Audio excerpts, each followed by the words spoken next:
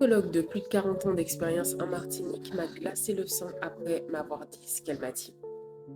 Alors selon elle, les Martiniquais sont incapables de se libérer de leur héritage transgénérationnel de sacrifice. Elle a même ajouté que ces femmes préfèrent la superficialité et qu'elles préfèrent gérer les situations de crise plutôt que de faire de la prévention envers elles-mêmes, de leurs enfants et pour les générations aussi à venir. Apparemment, la profondeur, c'est uniquement pour les femmes de la métropole qui savent reconnaître la valeur de ce que c'est que d'aller chercher au fond de soi ce qui ne va pas pour changer sa vie.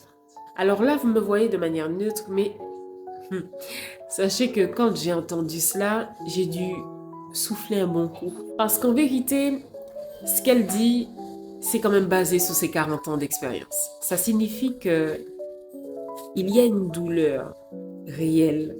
Ok, mais est-ce que c'est pour autant une fatalité? Est-ce que ça signifie qu'il n'y a pas d'avenir? Alors du coup, j'ai une véritable question à vous poser, mesdames. Est-ce que vous pensez que vous êtes faites pour souffrir et vous sacrifier toute votre vie? Est-ce que c'est réellement ce que vous pensez de vous? Est-ce que vous êtes condamné à transmettre aux générations les mêmes traumatismes du passé? Alors moi, je refuse de croire ça. Et c'est d'ailleurs pour cette raison que j'ai refusé d'accepter cette fin. D'ailleurs, elle s'est activée en moi, cet héritage. Mais je l'ai vécu. Mais je l'ai refusé.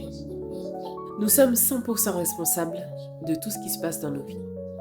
Le sacrifice n'est pas une nature chez nous. C'est une mémoire qui bloque nos ambitions.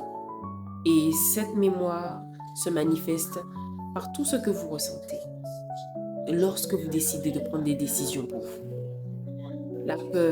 La peur du manque, la peur de l'échec, la peur de la réussite, le manque de confiance en soi.